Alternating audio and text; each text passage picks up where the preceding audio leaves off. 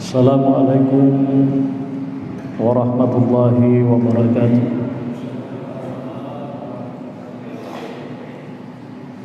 Alhamdulillah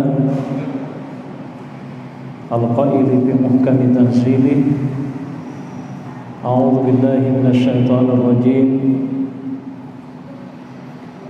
Afa hukmal jahiliyati yabghun wa man ahsanu minallahi hukman liqaumin yuqinun. Wassalatu wassalamu ala nabiyil karim Muhammadin al-qail man yuridillahu bihi khairan yufaqihu fid din. Wa ba'du. Bapak Ibu sekalian, para jamaah maghrib yang dimuliakan oleh Allah Subhanahu wa taala. Insyaallah pengajian kita pada malam ini adalah pengajian fikih. Kalau pengajian sebelumnya kita telah menjelaskan tentang bagaimana memandikan jenazah yang mati dalam keadaan tidak normal. Misalnya kalau dia terkena virus, atau mungkin karena dia kebakaran atau terbakar, dia tenggelam, atau dia jatuh sehingga anggota badannya itu terpotong-potong. Nah, itu kita sudah jelaskan secara detail terkait dengan cara memandikannya. Oleh karena itu, pengajian kita pada kesempatan ini materinya adalah bagaimana mengkafani orang yang mati karena terinfeksi virus. Nah, ini penting. Ya. Apakah harus dikafani seperti biasa, atau jangan-jangan cukup dibungkus dengan plastik yang kira-kira memang diyakini tidak menyebarkan virus lagi, ya, atau bagaimana? Karena para spesialis itu mengatakan bahwa jasadnya orang meninggal yang terinfeksi virus itu masih membawa virus, ya, sampai pada waktu yang tidak ditentukan. Ya, artinya ada orang mati dinyatakan positif terkena virus, berarti dia ada virus, ya. Dan itu menurut para ahli masih ada kemungkinan bisa menularkan ke orang yang masih hidup, ya. Sehingga kemudian dalam proses mengafani orang seperti ini itu mendapat penanganan khusus oleh ahli kesehatan, ya. Mungkin dalam hal ini adalah Kementerian Kesehatan, ya. Jadi tidak diserahkan proses mengafani mayat itu kepada keluarganya, ya, tapi ditangani khusus oleh orang spesialis, ya. Nah, inilah yang kita akan jelaskan. Nah, apakah setelah mendapatkan penanganan dari para ahli itu, ya, lalu kemudian kafani dalam tanda petik yang dilakukan oleh para medis itu sudah cukup mewakili ya, atau harus dikafani secara biasa ya. Inilah yang kita jelaskan. Sebelum menjelaskan semua itu, kita ingin dulu menjelaskan tentang pengertian kafan ya. Kata guru kita di dalam buku yang kita baca ini, at-takfinu at-taghtiyatu was-sitru, yang dimaksud dengan kafan atau pengkafanan adalah ya, menutup ya. Wal kafnu ma yugatti wa yustaru bihi badanul mayyit. Yang dimaksud dengan kafan itu adalah apa yang menutupi, yang dengannya badannya orang mati, jasadnya orang mati itu tertutupi dengan kafan itu. Qala Imam Abu Mansur Al-Azhari fi Tahdhibil Lughah, al-kafnu at-taghtiyatu ya. Jadi ini dijelaskan oleh para ahli bahasa, termasuk Imam Abu Mansur Al-Azhari dalam kitab Tahdhibul Lughah, bahwa yang dimaksud dengan kafan itu artinya adalah menutupi. Ya, dari sinilah kemudian ya, mengkafani mayat itu artinya ya, menutupi anggota badan orang mati. Wa qad ajma'a al-muslimuna ala wujubi takfin al-insani wa sitrihi 'inda mautihi. Ya, para ulama itu sepakat atas wajibnya mengkafani orang mati ya, dan menutupi orang mati itu. Wa annahu min furudil kifayat allati idza qama biha al-ba'du sakata al-harju 'anil baqin. Dan itu hukumnya adalah fardu kifayah. Maksudnya mengkafani orang mati itu hukumnya fardu kifayah.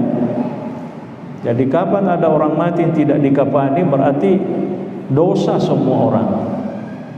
Tapi ketika sudah ada yang mengkafani ya, atau mengafani orang mati itu, maka gugurlah kewajiban yang lain. Sama dengan mensalati orang mati, juga hukumnya fardu kifayah. Ya. Kalau ada orang bersatu sepakat tidak mau mensalati orang mati, berarti semuanya berdosa. Tapi kalau sudah ada yang salat, yang lainnya sudah gugur kewajibannya. Itu namanya fardu kifayah. Wa annahu haqqun wajibun 'alal ahya. Ya, dan itu wajib hukumnya bagi yang masih hidup. Ya.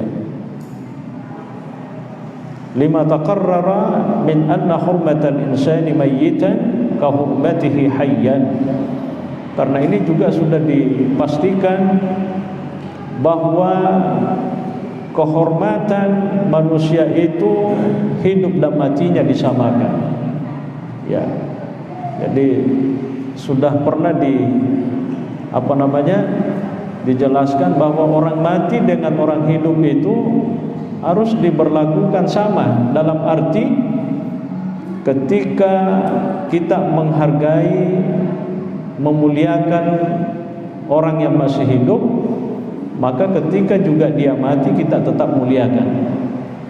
Ya, deno wedingi makada mate toni abya bawan ni atau patama bawan ni ko di kalabong ijana mo chame pada itu tu nesengi ya riga makadiki ijana mo mubukui, tidak usah dikafani karena tidak nak tahu je, tidak boleh. Ya, Islam itu menyamakan manusia baik ketika dia hidup maupun ketika dia sudah mati. Harus diberlakukan dengan sebaik mungkin. Ya, diperlakukan sebaik mungkin. Wasitratu wajibatun fil hayati fakadzalika ba'dal maut. Makanya manusia ketika hidup itu wajib hukumnya menutupi semua anggota badannya. Ya, begitu juga ketika dia mati tetap harus ditutupi. Ya, karena kalau dia sudah mati dia tidak bisa menutupi dirinya, makanya orang lain yang harus menutupinya dengan mengkafaninya. Qala al-Imam Ibnu Qudamah al-Hambali fil Mughni. Ya, jadi ulama kita menjelaskan, termasuk Imam Ibnu Qudamah. Ya, ini Imam Ibnu Qudamah adalah seorang ulama mazhab Hambali, punya kitab namanya Al-Mughni. Wa yajibu kafnul mayyiti li'anna an-nabiy sallallahu alaihi wasallam amara bihi wa li'anna sitratahu wajibatun fil hayati fakadzalika ba'dal mauti. Jadi guru kita Imam Ibnu Qudamah menjelaskan bahwa mengkafani orang mati itu hukumnya wajib, karena Nabi SAW telah memerintahkan hal itu. Ya, selain itu juga ya menutupinya ketika dia masih hidup juga wajib. Maksudnya dia menutupi aurat, maka ketika juga mati tetap harus ditutupi. Ya. Wa qala al-Hafidz al-Iraqi fi Tarh at-Taswib taffinul mayyit ajma' al-muslimuna ala wujubihi. Jadi ini penegasan bahwa mengapani orang mati itu disepakati oleh ulama akan wajibnya. Jadi ulama sepakat bahwa mengkafani orang mati hukumnya wajib. Wal aslu fi kafnil mayyit ihsanuhu wa itmamu. Jadi sebenarnya dasar mengkafani orang mati itu adalah memuliakannya. Ya, memuliakan. Ya. Wa Jabir bin Abdullah radhiyallahu anhu qala Rasulullah sallallahu alaihi wasallam. Ini ada satu hadis yang diriwayatkan oleh Jabir bin Abdullah bahwasanya Nabi mengatakan, "Idza kaffana ahadukum akhahu falyuhassin kafanahu." Jikalau salah seorang di antara kalian mengkafani saudaranya, maksudnya mengkafani orang mati, falyuhassin kafanahu, hendaklah dia memperbaiki kafannya. Jadi maksudnya tidak sekedar dibungkus begitu saja, dia nama kada yang penting tutui ya rega makada aga stilana makada komisana lingi aga senaru kasih sarung, lalu kemudian ikat sarung itu masukkan ke dalam, sudah selesai. Wah, itu tidak bagus kalau begitu, tidak boleh. Harus betul-betul ya proses pengkafanannya itu baik dan benar. Qala al-Imam Al-Badr Al-Aini fi syarhi Sunan Abi Dawud. Ya, Imam Badruddin Al-Aini mengatakan, fal yuhassin kafanahu fihi min al-fiqh istihbab takfinil mayyiti bithiyabil hasanah. Jadi maksud daripada perkataan Nabi hendaklah dia mengkafaninya dengan baik, itu dianjurkan, maknanya dianjurkan untuk mengkafani orang mati dengan pakaian yang baik, dengan kain yang baik. Ya, pak aja agama sambaran dikurangi, ya kan? Harus ya pakaian yang layak atau kain yang layak. Nah, sekarang masalahnya, gaira anna hunaka ba'da ahwal at-tafwin allati istasna syar'u asy-syarif fiha hay'atal kafni imma li khususiyatin fiha uli hajatin da'at ilayha. Cuma persoalannya dalam kondisi tertentu Islam itu mengecualikan tentang cara pengkafanan kepada orang mati. Misalnya contoh katakfin syahid, ya, seperti mengkafani orang yang mati syahid. Ya, ini orang yang mati dalam peperangan, ya, menegakkan kalimat la ilaha illallah. Nah, itu kalau dia mati dalam peperangan itu, ya, umumnya disebut dengan mati syahid. Ya, karena Nabi mengatakan dalam hadis, man kutila, ya, duna dinihi fahuwa syahidun, ya, wa man kutila duna malihi fahuwa syahidun, wa man kutila duna irdihi fahuwa syahidun. Ya, salah satu potongan hadis, siapa yang terbunuh membela agamanya maka dia mati syahid, kata Nabi SAW. Nah, bagaimana orang yang mati syahid dalam peperangan? Atau misalnya takfinul muhrim, ya, atau mengkafani orang yang mati dalam keadaan ihram. Ya kan, orang yang sedang berihram, apakah dia haji atau umrah, itu juga ada proses pengkafanan khusus. Ya, kata guru kita di sini, fasyahidu yukfanu fi thiyabihi takriman lahu wa tashrifan li'amalihi bittifaqil fuqaha. Jadi para ulama itu sepakat bahwa orang yang mati syahid, mati gugur dalam peperangan, ya, kain kafannya yang dipakai itu adalah pakaiannya sendiri. Ya, pakaiannya. Jadi dia tu lah perlu lokal yang agak senang kain kasa. Dia tu lah perlu. Jadi kau kata materi lalu nak musurenge, ya, agi-agi nak pakai nak dibukurengi.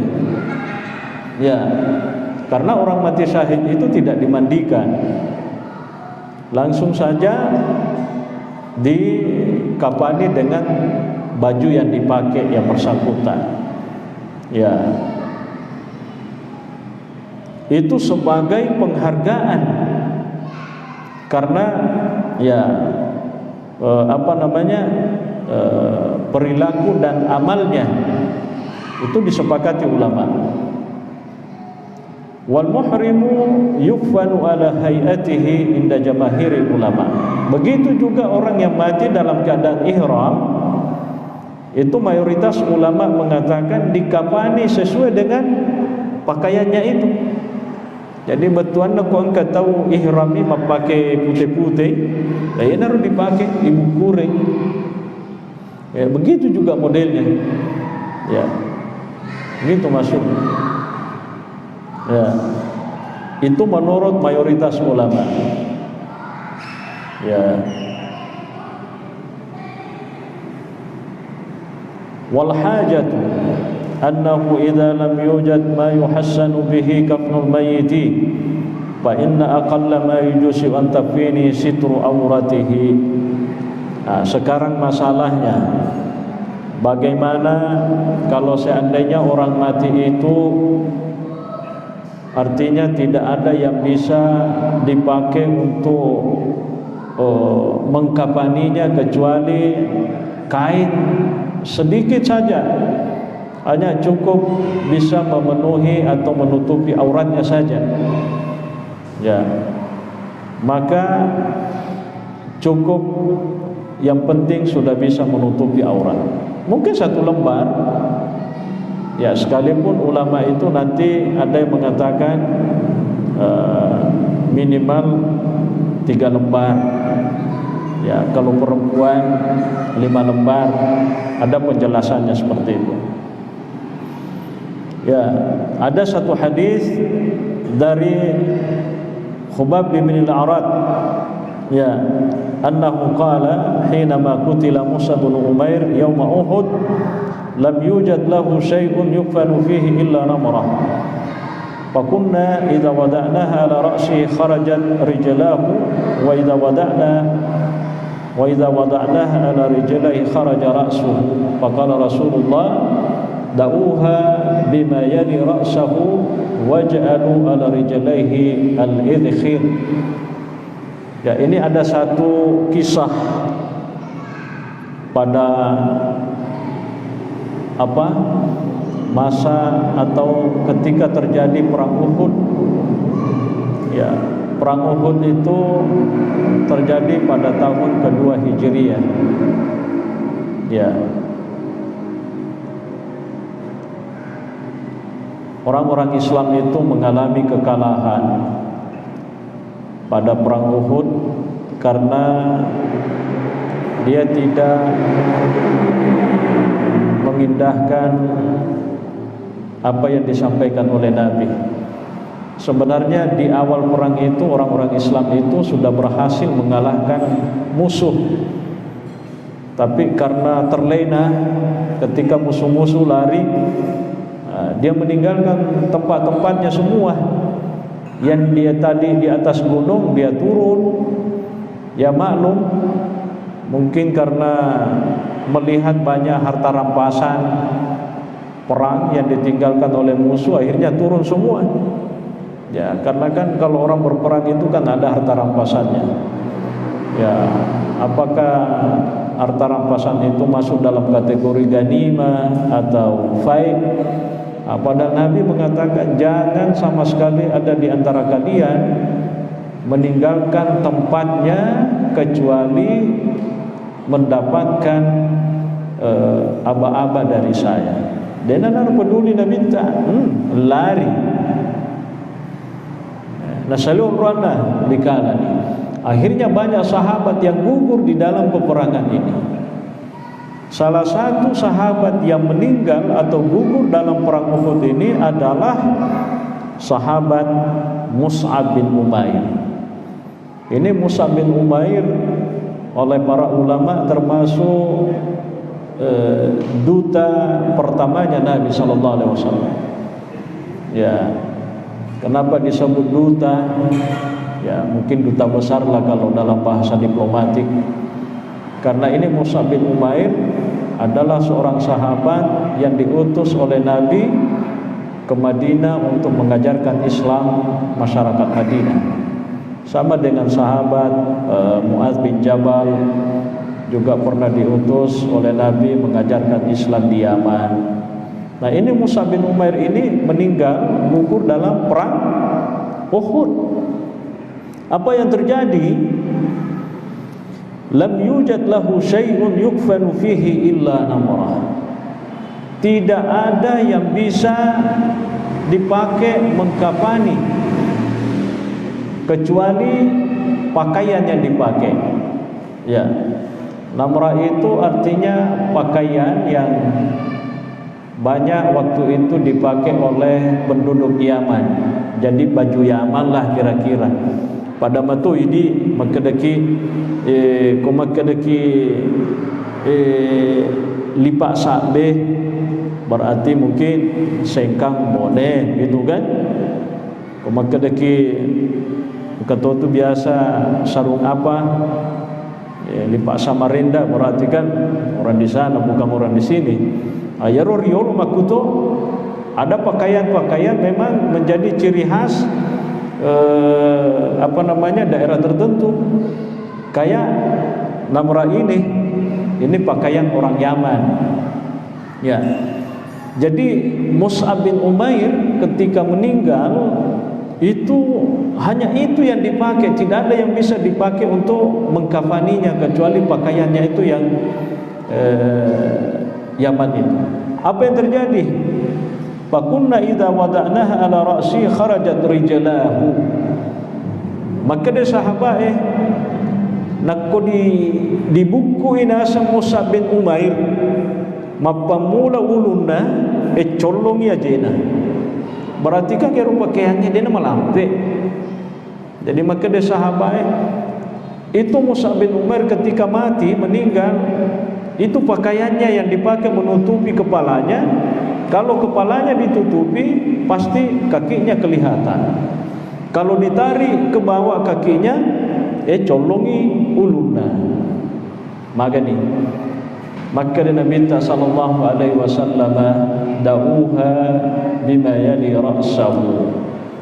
Ya, itu pakaiannya dipasang di atas. Kira-kira yali ra'sahu, setelah kepalanya maksudnya mungkin lehernya ke bawah. Ya. Jadi pita jenah. Jadi maka Nabi waj'alu ala rijlaihi al-idkhirah. Maka Nabi coba kakinya yang kelihatan itu ditutupi dengan daun idkhir. Idkhir itu adalah semacam tumbuh-tumbuhan yang harum sekali baunya. Mungkin daun-daunnya itu yang dipakai untuk menutupi kakinya itu. Pak Peko ni carana melo ditutupi cek di watakale de nagena anu de nagena iru dendre pakaiange ya, maka Nabi kepalanya mau saja mau tutup iru ajena colonge alani daun-daun apa mutongko ya, itu kata Nabi sallallahu alaihi wasallam. Ya,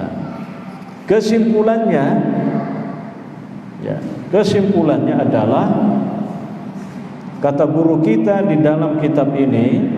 Nah, ini sebenarnya pembahasannya panjang. Wa bina'an alaihi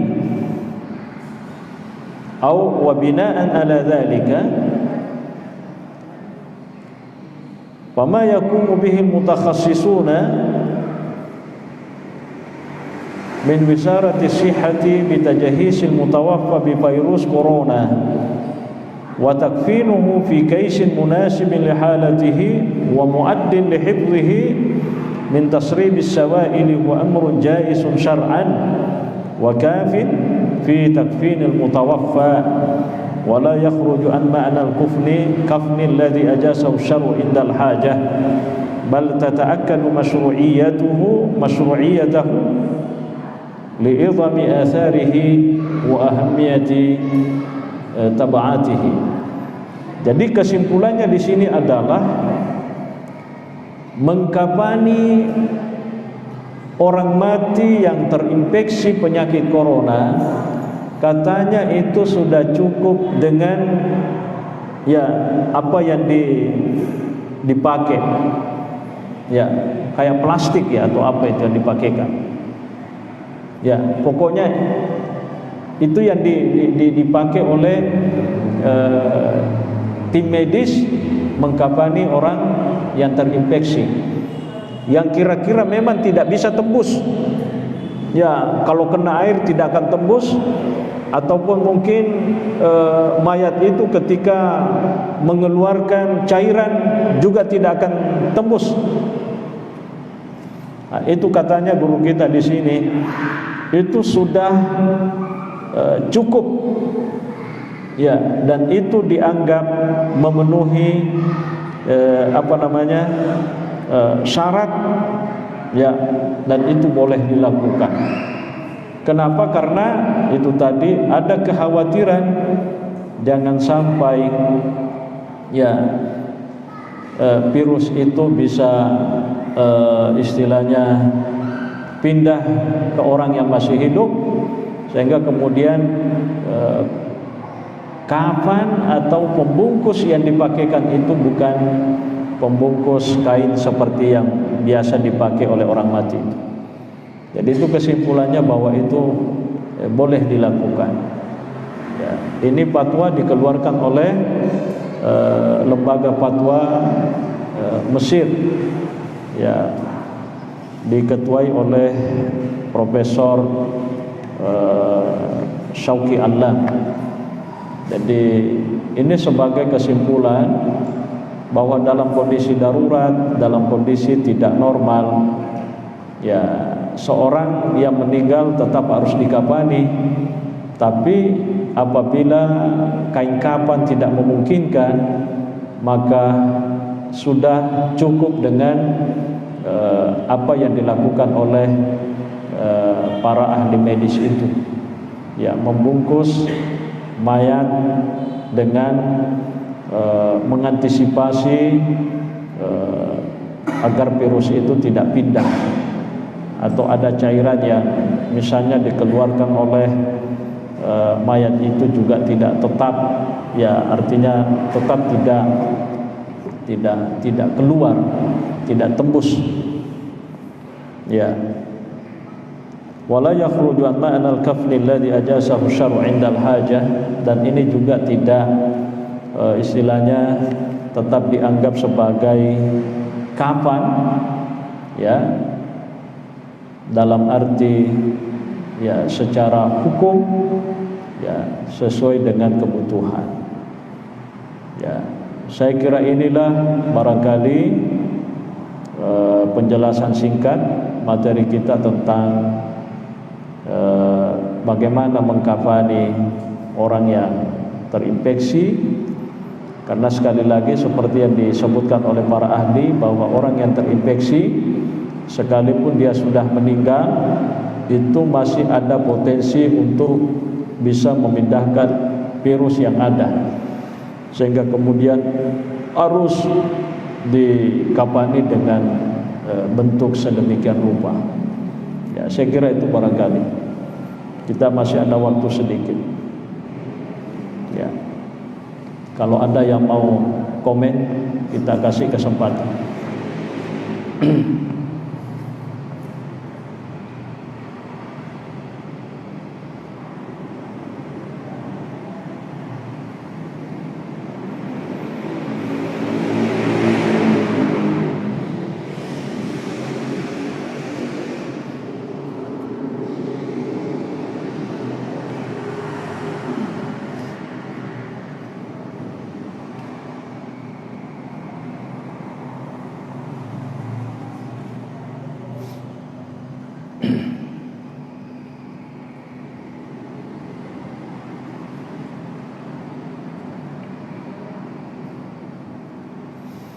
Saya lanjutkan.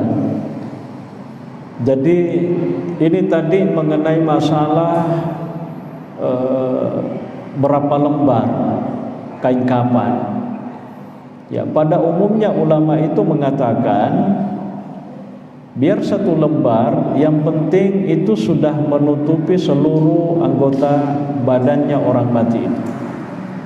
Ya, yang penting sudah menutupi anggota badannya orang mati. Sekalipun memang di dalam riwayat itu Nabi sendiri sallallahu alaihi wasallam ketika meninggal itu dibungkus dengan 3 lembar kain warna putih. Jadi Nabi tak memang ya kafannya itu, kain kafannya itu 3 lembar dan itu warnanya putih. Ya. Tetapi sekali lagi ya Rasulullah sallallahu alaihi wasallam pada waktu yang sama mengkafani sahabat-sahabatnya yang gugur di dalam perang Uhud itu dengan 2 pakaian. Jadi kalau Nabi kan 3, sementara Nabi itu ketika mengkafani beberapa sahabat yang gugur dalam perang Uhud itu justru mengkafani dengan 2 pakaian. Ya, berarti kan sudah sudah ada perbedaan. Ya, wa kafana Ibnu Umar ibn lahu fi 5 aswabin. Sedangkan Abdullah ibnu Umar ketika salah seorang anaknya meninggal, dia mengkafaninya dengan 5 pakaian. Jadi merubah diri. Jadi ada yang Nabi sendiri 3. Nabi ketika mengkafani sebagian sahabat yang gugur cuma 2. Abdullah bin Umar sendiri ketika meninggal anak laki-lakinya itu 5. Ya. Bagaimana dengan Abu Bakar? Abu Bakar sendiri itu dikafani dengan 1 pakaian. Jadi itulah tadi kesimpulannya bahwa para ulama itu mengatakan bahwa mengkafani orang mati itu sekalipun itu satu kain, 1 lembar, Kalau itu sudah menutupi semua anggota tubuhnya, maka itu sudah cukup. Ya, sebagai penegas, Imam Al-Mawardi, ya, ini seorang ulama mazhab Syafi'i, dalam kitab Al-Hawi Al-Kabir dia mengatakan begini. Ya, jikalau seorang yang mati itu dikafani dengan satu kain, dan itu sudah menutupi semua tubuhnya, maka itu sudah boleh, maksudnya itu sudah cukup. Ya, itu dalilnya karena Mus'ab bin Umair itu ketika meninggal, ya itu tadi malah lebih parah. Sabak nak ditutu ulunna pita ya jena, ko ditongko ya jena pita ulunna, ya kan? Jadi kesimpulannya tidak ada apa istilahnya di sini, tidak ada masalah tentang berapa banyak kain atau lembaran kain yang harus dipakaikan. Yang penting sudah menutupi semua anggota tubuhnya mayat itu, maka itu sudah cukup. Ya.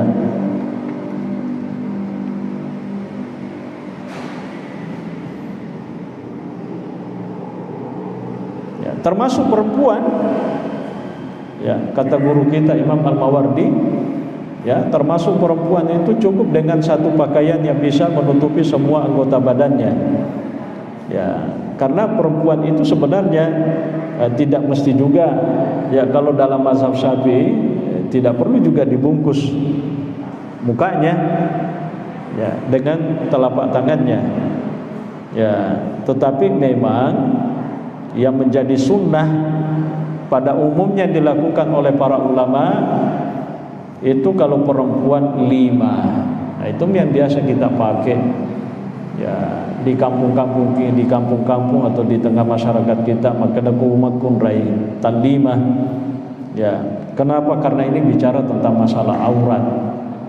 Ya, tadi persoalan aurat.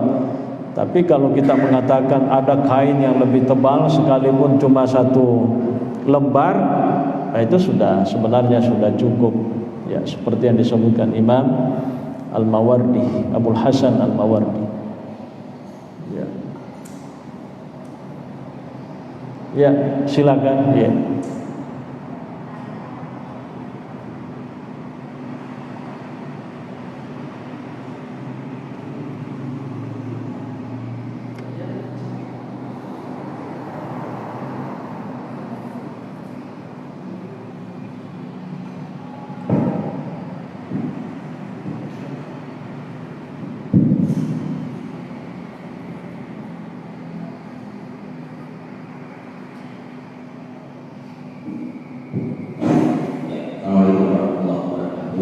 Salam.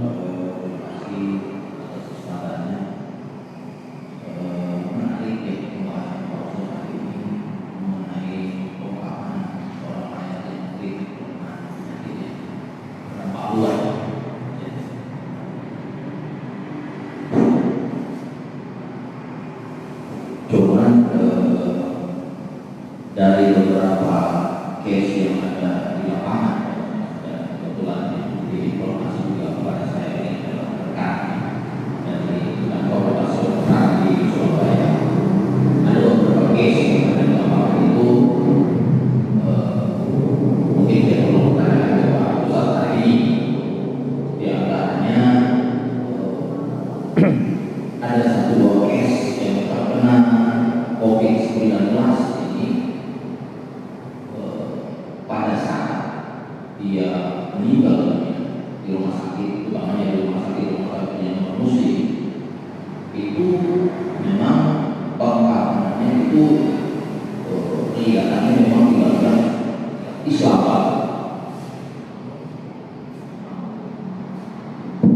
Namun pada saat dia dimasukkan ke dalam yang lain, ada satu dua case dari informasi kami dapatkan, orang muslim itu tidak selayaknya dilakukan seperti itu.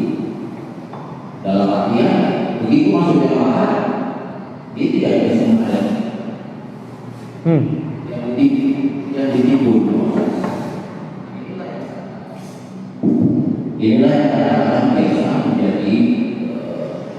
dilema gitu terhadap keluarga. Di satu sisi pemerintah tidak mengizinkan mayat itu dibawa ke rumahnya dengan alasan bahwa saya nanti akan menyebar. Tapi di sisi lain kondisi di lapangan yang dikhawatirkan oleh pihak keluarga, apalagi orang yang muslim itu mengkhawatirkan kejadian itu terulang.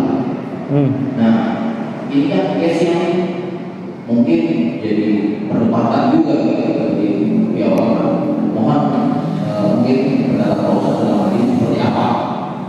Ya. Apa ya, terima kasih. Pertama saya ingin bertanya juga, itu yang menguburkan itu muslim apa non muslim?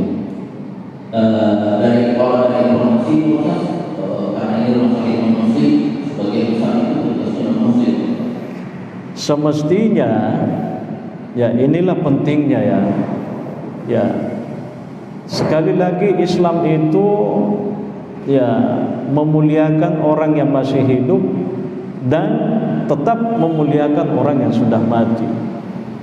Jadi dalam hal ini, kalau seandainya masalahnya seperti itu, ya sekalipun misalnya rumah sakitnya lebih didominasi oleh non-muslim, maka ketika ada orang muslim yang masuk di situ lalu dia meninggal dan mengikuti protokol kesehatan yang ada, maka sebaiknya tim yang diterjunkan untuk proses pemandiannya atau proses pengkapanannya harus orang-orang Islam yang profesional.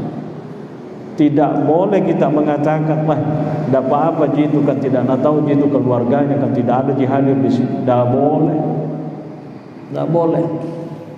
Ya, Allah itu memuliakan manusia, ya kan? Walaqad karramna bani Adamah.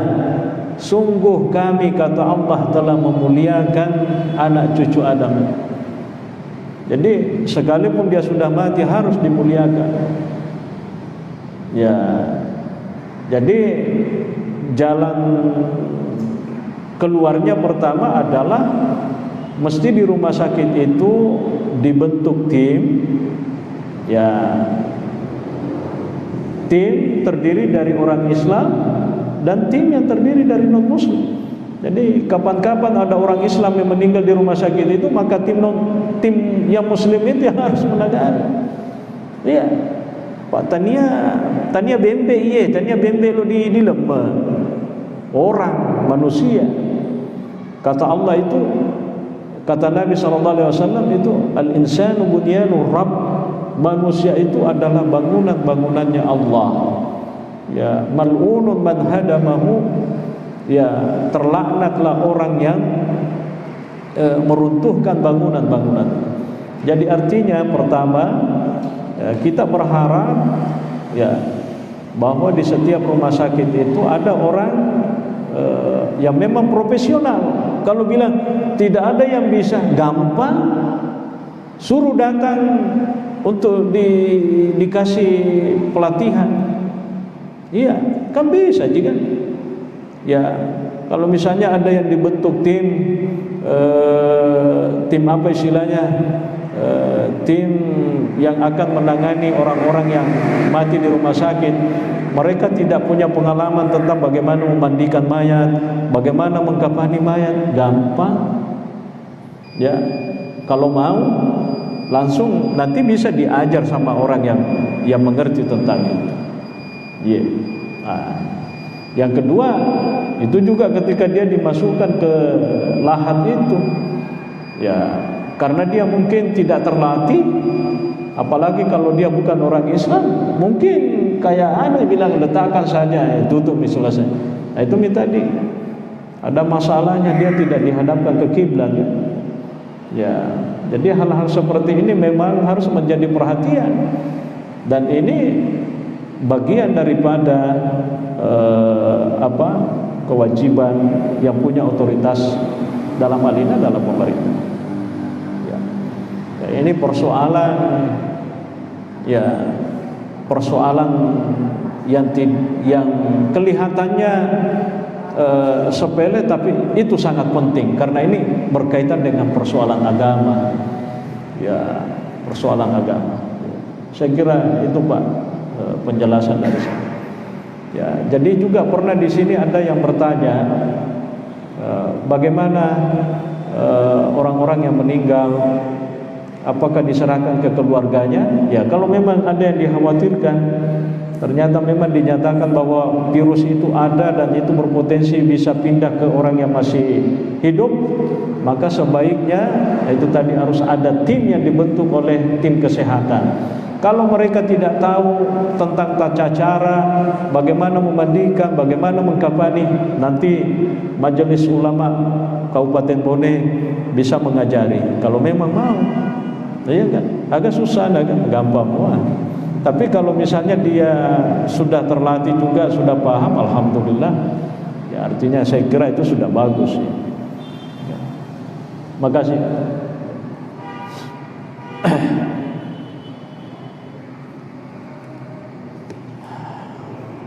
Kamu apa? Itu nagani. Ya, paling Pak Haji. Ya. Jadi sebenarnya apa yang kita bahas ini persoalan agama plus persoalan sosial. Ya, karena ini memang kadang terjadi di masyarakat kita. Ya.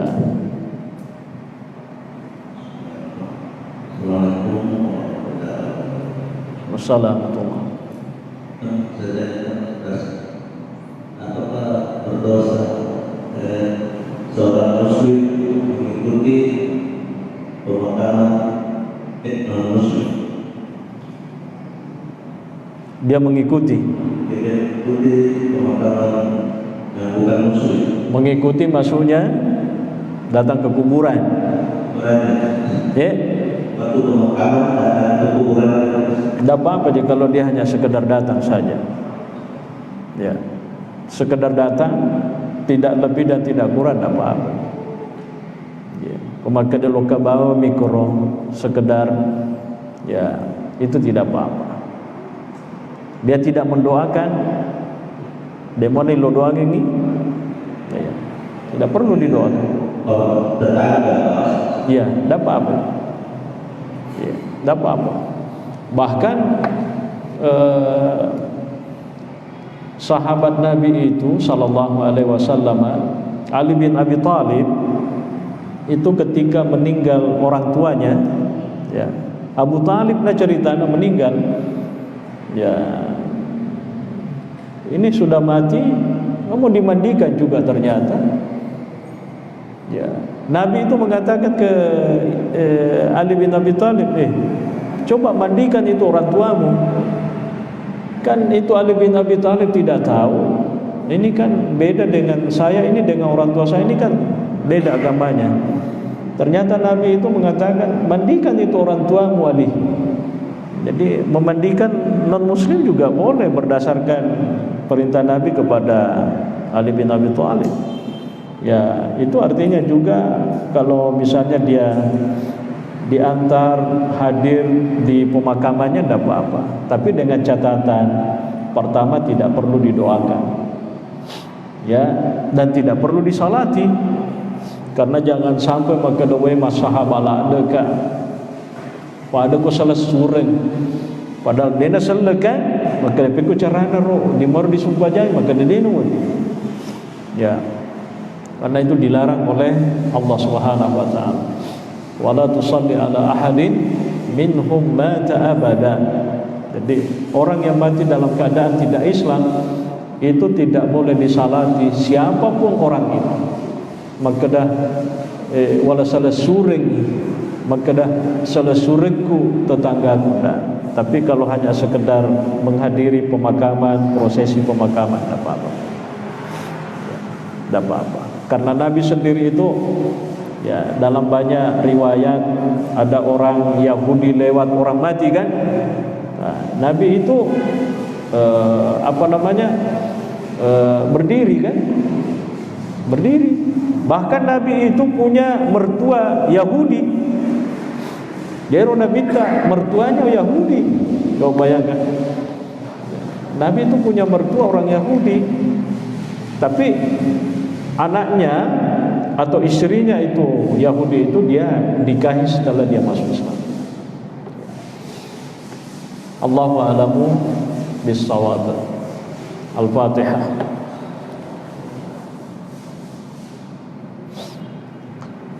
Alhamdulillahirabbil alamin. Assalamualaikum warahmatullahi wabarakatuh.